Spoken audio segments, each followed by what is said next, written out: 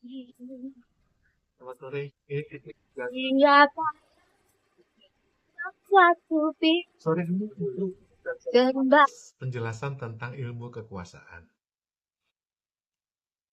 Orang itu takut dengan kekuasaan, seolah-olah kekuasaan itu ya seperti hati-hati loh Pak, Tom Lembong itu masuk penjara. Ya, kalau semua orang yang ngurusi kekuasaan masuk penjara, ya penjara penuh Pak. Orang yang belajar ilmu kekuasaan itu ada 2 miliar. Masa semua yang belajar ilmu kekuasaan? Lah itu yang sekolah ilmu ekonomi semua, sarjana ekonomi, kan belajar tentang ekonomi. Ekonomi kan tentang keuangan, tentang kekuasaan.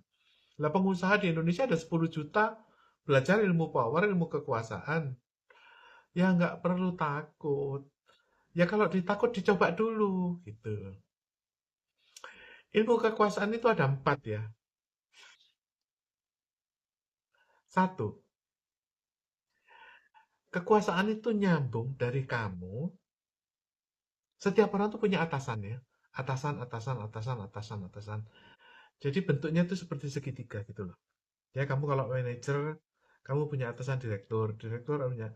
Kalau kamu jadi direktur, ada atasan presiden direktur. Presiden direktur ada bos, owner gitu. Nah, owner ada lagi bos yang lebih besar.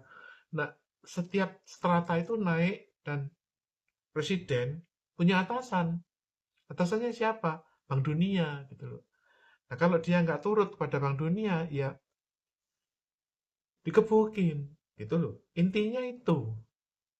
Jadi kalau misalnya saya bikin buku seperti yang ini ya,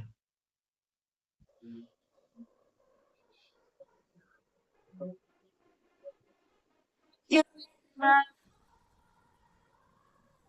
eyes are the breaking. Don't forget, don't forget all these moments that we you buku saya itu ada 37, Pak. Jadi nggak langsung bikin buku yang seperti begini. Itu yang setelah 10 tahun Anda baru bisa bikin buku seperti ini.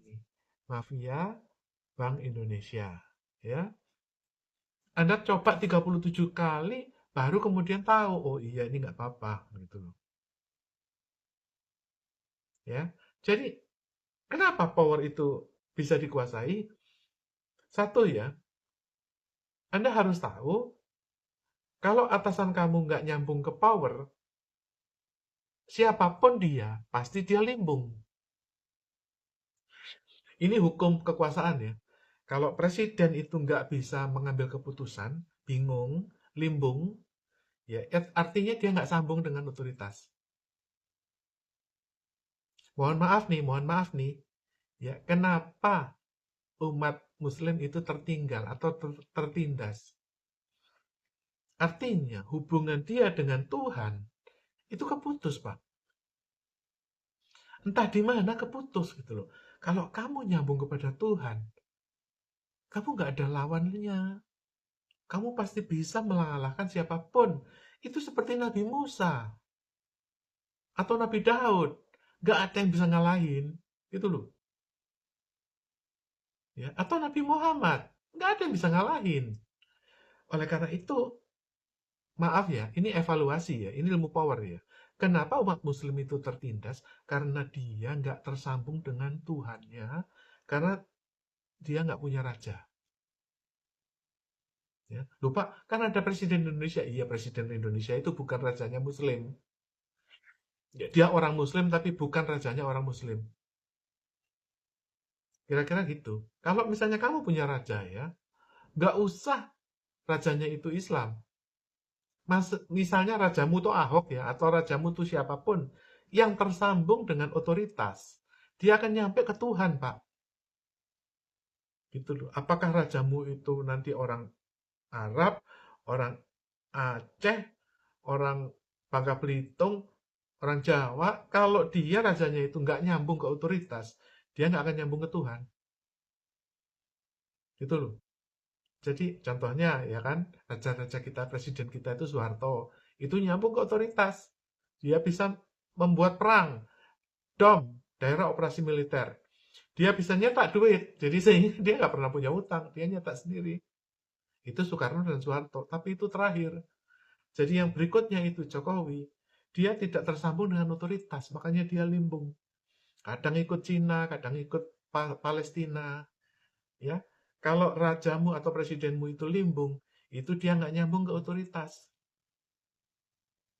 Kira-kira begitu. Nah, yang ketiga ya, jangan membatasi diri. Misalnya gini, mohon maaf nih, yang beli e-book saya itu banyak kan perempuan, karena perempuan itu semakin lama semakin nggak ngerti power.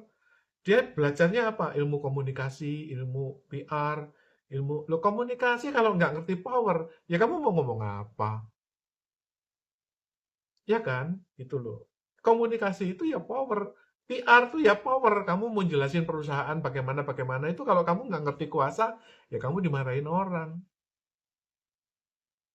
Jadi orang-orang yang sekarang itu, kenapa Gen Z itu ya, yang lahir tahun 2000 ke atas ya, saya bilang milenial lah ya, Gen Z itu yang baru-baru ini.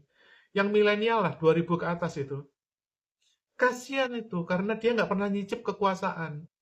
Saya dulu kerja, ya, 6 bulan, gaji pertama saya itu 2 kali UMR. Nah, gajimu berapa? Kalau gajimu nggak 8 juta, nggak 10 juta, bagaimana kamu maka kamu nggak mencicipin power. Kalau kamu nggak mencicipin power, ya kamu nggak hidupnya nggak enak lah. 3 bulan berhenti, 3 bulan berhenti, 3 bulan berhenti. Kenapa? Kamu nggak punya power gitu loh. Saya itu bekerja dulu, zaman Pak Harto. Kamu lulus sekolah, kamu gaji 2 kali UMR, kamu jadi manajer, dapat mobil, punya istri, beli rumah. Itu dulu. Ya kalau sekarang orang kerja bolak-balik pindah 8 kali, gajinya UMR. Ya karena gajinya UMR dia nggak betah. Karena apa? Karena dia nggak belajar power. Coba kalau kamu baca buku saya, kamu ngerti power, kamu langsung berangkat ketemu Ahok. Ya, orang bilang ya, kamu nggak boleh lompat, kamu harus antri, ikut tangga, nggak boleh ngelawan direktur. Ya kata siapa? Nah itu direktur kalau nggak ada kamu, kan nggak ada yang melaksanakan juga nggak ada yang bekerja. Direkturnya udah aki-aki. Oleh karena itu, kamu generasi milenial. Kamulah yang punya masa depan. Kamu yang ngerti internet. Atasanmu nggak ngerti TikTok. Atasanmu cuma ngerti Facebook. Teman-temannya yang punya Facebook udah pada mati. Jadi nggak perlu itu ada batasan. Kamu harus sopan ya, kamu nggak boleh ngelawan ya. Loh, boleh ngelawan, cuman kan caranya gini. Pak, boleh nggak saya minta saran, Pak? Kan gitu loh. Saya punya pikiran begini nih, Pak. Saya minta saran gitu loh. Ya orang kan yang tua-tua itu kan males kalau dibantah ya. Tapi kalau kamu minta saran, dia pasti akan ngajarin. Gini loh, dulu aku rahasianya gini loh. Ya Pak ya. Jadi orang-orang yang dulu umur 60 itu, yang sekarang umur 60 itu, dulu juga umur 20 Pak. Mereka kalau nggak melawan atasan, bagaimana mereka jadi direktur? Jadi jangan terbatas gitu. Misalnya, kamu nggak boleh ini begini, kamu nggak boleh begini. Saya bikin buku loh. Dari awal sampai sekarang, 37 judul. Semuanya nggak boleh sama temen. Nggak boleh sama istri. Nggak boleh sama anak. Nggak boleh sama temen. Nggak boleh sama atasan. Nggak boleh. Orang tuh nggak boleh mengeluarkan pendapat. Karena apa? Takut kalau seandainya tersinggung. Katanya orang Cina nggak boleh ngurusin politik. Kata siapa? Nah itu loh, 1,8 miliar itu di Tiongkok. Semua ngurusin power. Orang Cina itu kalau nggak ngurusin power, itu berarti kamu nggak belajar ilmu silat. Ilmu silat itu dulu perang lawan negara lain. Contohnya, ya, To Leong To. Yang, apa itu, Return of Condor Heroes. Itu Kue Cheng melawan Raja Mongol. Gitu. Orang Tiongkok, orang Cina kalau nggak mempelajari politik, itu seperti kamu nggak tahu jalan. Kira-kira demikian.